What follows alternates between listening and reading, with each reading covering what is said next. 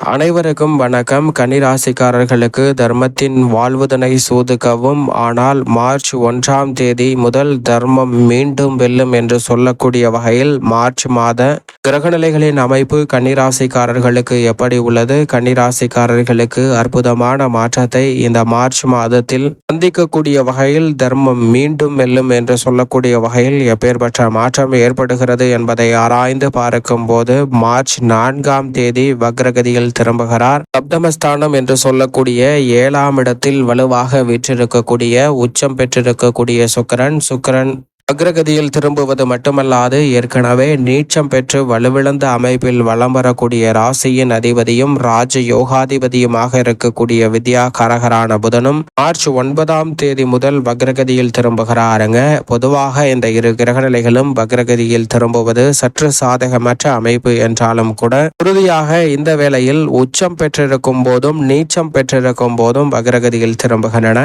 எனவே விதிவிலக்காக சில மாற்றங்களை சந்திப்பதற்கான வாய்ப்பு உறுதியாகவே கன்னிராசிக்காரர்களை தேடி வருகிறது. 15ஆம் தேதிக்கு பிறகு யோகஸ்தானம் என்று சொல்லக்கூடிய 6ஆம் இடத்தில் வலம் வந்த சூரியன் சப்தமஸ்தானம் என்று சொல்லக்கூடிய எதிர்பார்ப்புகளை பூர்த்தி செய்யக்கூடிய 7ஆம் இடத்தில் அமர போகிறாருங்க. எனவே சூரியனினுடைய இந்த மாறுதல் பெரிய அளவில் சிரமத்தை ஏற்படுத்தாது. நீங்கள் விரும்பியபடியே சிறப்பான நல்ல மாறுதலையும் முன்னேற்ற வாய்ப்புகளையும் உறுதியாக ஏற்படுத்தி கொடுக்கும். எனவே இந்த தருணத்தை சரியாக பயன்படுத்திக் கொள்ளுங்கள் கன்னிராசிக்காரர்கள். அதோடு மட்டுமல்லாது, இந்த மாதத்தின் இறுதியில் மிக வலுவாக செவ்வாய் லாபஸ்தானத்தில் நுழைகிறார். கர்மஸ்தானத்தில் வலம் வந்த செவ்வாய் லாபஸ்தானத்தில் நுழைவது முதன்மையான யோகத்தை நிச்சயமாக ஏற்படுத்தி கொடுக்கக்கூடிய ஒரு அமைப்பாக நிச்சயமாக பார்க்கப்படுகிறது. அதோடு மட்டுமல்லாது, இந்த வேளையில் ரோக சத்ருஸ்தானம் என்று சொல்லக்கூடிய 6ஆம் இடத்தில் ஆட்சி பலம் பெற்று திருக்கணிதத்தின்படி இறுதி தருவாயில் இருக்கிறாருங்க. மார்ச் 29ஆம் தேதிக்கு பிறகு அவர் சப்தமஸ்தானத்தில் கண்டச்சனியாக அமர போகிறார். அதற்கு முன்னதாக இருக்கக்கூடிய இந்த தருணம் என்பது உறுதியாகவே நல்ல மாற்றத்தை நிச்சயமாக ஏற்படுத்தி கொடுக்கும். அதோடு மட்டுமல்லாது, அவர் சப்தமத்தில் திருக்கணிதத்தின்படி அமர்ந்தாலும் கூட முழுமையாக வாக்கிய பஞ்சாகமத்தின்படி 2026 தான் அமர்கிறார். எனவே சனியினுடைய அமைப்பு உறுதியாகவே இந்த மார்ச் மாதத்தில் நல்ல மாற்றத்தையும் முன்னேற்றத்தையும் தங்களுடைய வாழ்வில் ஏற்படுத்தி கொடுக்கும் கன்னிராசிக்காரர்களுக்கு. இப்படி அதிரடியான மாற்றம் ஏற்படும் போது மார்ச் 29ஆம் தேதி அன்று மிகவும் வலுவாக 6 கிரகநிலைகள் ஒன்றாக இணைந்து 7ஆம் இடம் என்று சொல்லக்கூடிய சப்தமஸ்தானத்தை வலு சேர்க்கின்றன. அப்படி சப்தமஸ்தானத்தை வலு சேர்ப்பதால் எதிர்பார்ப்புகள் அனைத்தும் பூர்த்தியாக கூடிய வகையில் மிக அற்புதமான வாய்ப்புகள் உங்களை தேடி வருகிறது. மிக அற்புதமான கிரக நிகழ்வாக அமையக்கூடிய இந்த தருணம் என்பது உறுதியாகவே கன்னிராசிக்காரர்களுக்கு மிக சிறப்பான மாற்றத்தை நிச்சயமாக அள்ளி கொடுக்கும். ஏனென்றால் இந்த வேளையில் மிகவும் வலுவாக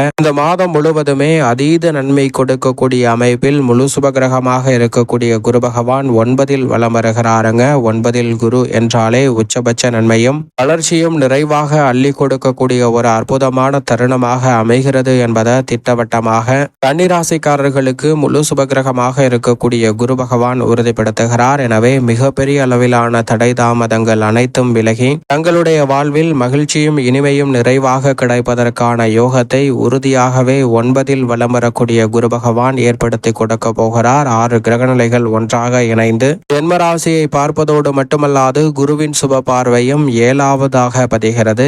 7 கிரகநிலைகள் எதிர்பார்ப்புகளை பூர்த்தி செய்யக்கூடிய வகையில் ஜென்மராசியை பார்ப்பது உறுதியாகவே மிக சிறப்பான வளர்ச்சிக்கும் முன்னேற்றத்திற்கும் அடித்தளமிடக்கூடிய ஒரு அமைப்பாக பார்க்கப்படுகிறது. எனவே திருமணம், காதுகுத்து, வளகாப்பு என பல்வேறு வகையான சுப நிகழ்வுகள் சிறப்பாக கைகூடுவதோடு மிகப்பெரிய அளவிலான அதிரடியான வளர்ச்சியையும் முன்னேற்ற வாய்ப்பையும் இந்த தருணத்தில் நிறைவாக சந்திப்பதற்கான அற்புதமான யோகம் உங்களை தேடி வருகிறது. கன்னிராசிக்காரர்கள் சரியாக பயன்படுத்திக் கொள்ளுங்கள். உடல்நல ஆரோக்கிய தொல்லைகள் கட்டுக்குள் இருக்கும். எந்த காரியத்தை கையில் எடுத்தாலும் தடை தாமதம் இல்லாமல் செய்ய முடியும். கணவன் மனைவிக்கிடையே இருக்கக்கூடிய கருத்து வேறுற்றுமை நீங்கி ஒற்றுமை பிறக்கக்கூடிய இனிமையான தருணமாகவும் அமைவதற்கான யோகம் உண்டு. எதை செய்தாலும் நிதானத்துடனும் பொறுமையுடனும் சிறப்பாகவும் செம்மையாகவும் செய்து முடிக்கக்கூடிய நல்ல வாய்ப்பு நிறைவாக உங்களுக்கு கிடைக்கிறது என்பதை திட்டவட்டமாக உறுதிப்படுத்துகிறாருங்க. சனி யோகஸ்தானத்தின் இறுதியில் இருப்பதால் உறுதியாகவே நிரந்தர வேலை வாய்ப்பு,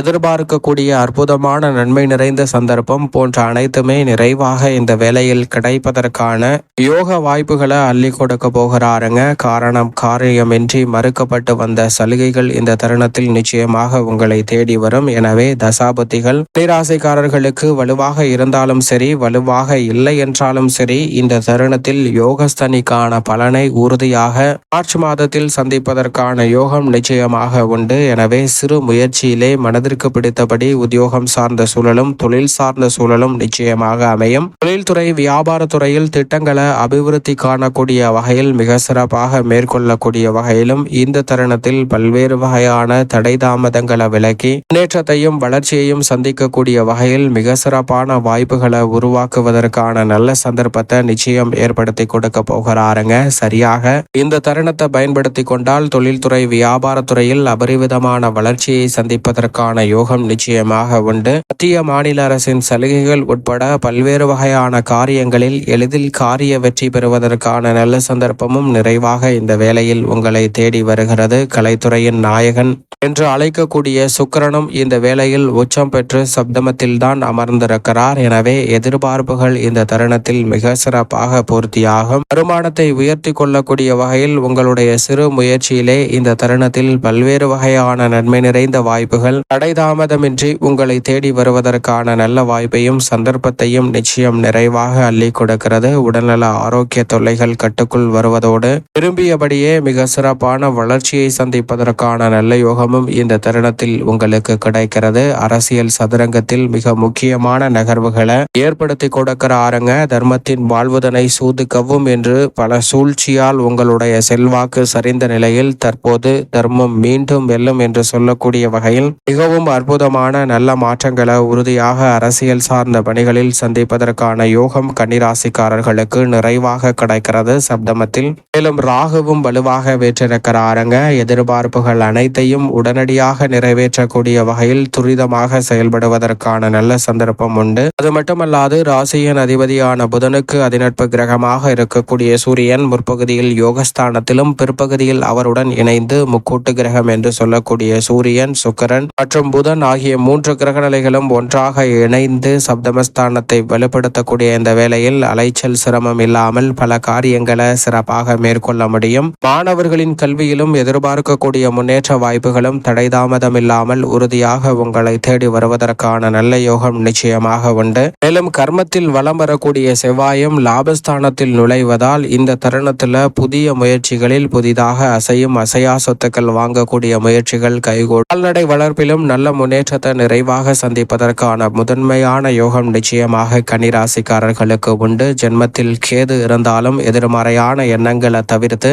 சிறப்பாக செயல்படுவதற்கான வாய்ப்பு நிச்சயம் கிடைக்கிறது. வித்யாகாரகரான புதனின் அமைப்பு உட்பட அமைப்புகள் சாதகமாக அமைவது மட்டுமல்லாது சந்திரன் 12 இடங்களில் மாறி மாறி வலம் வந்தாலும் கன்னிராசிக்காரர்களுக்கு மிக சிறப்பான நல்ல மாற்றம் உறுதியாக இந்த வேளையில் கிடைக்கிறது. இந்த வேளையில் சாதகமற்ற அமைப்பு என்று பார்த்தால் உறுதியாக ராகு மற்றும் கேதுவின் அமைப்பு தான். எனவே இந்த வேளையில் வாரத்தில் புதன்கிழமை விரதமிருந்து அருகாமையில் உள்ள நவகிரக சன்னதி சென்று தீபம் ஏற்றி வழிபாடு செய்யுங்கள், அல்லது அருகாமையில் உள்ள பெருமாள் ஆலயம் சென்று தீபம் ஏற்றி வழிபாடு செய்யுங்கள். தர்மத்தின் வாழ்வுதனை சூதுகவும் என்று சொல்லக்கூடிய வகையில் எப்பேற்பட்ட சிரமங்கள்ல சிக்கி தவித்தாலும் அவற்றிலிருந்து வெளிவருவதற்கான அற்புதமான யோகம் உறுதியாகவே கன்னிராசிக்காரர்களை தேடி நிச்சயமாக வரும் என்பதில் சந்தேகமே இல்லை.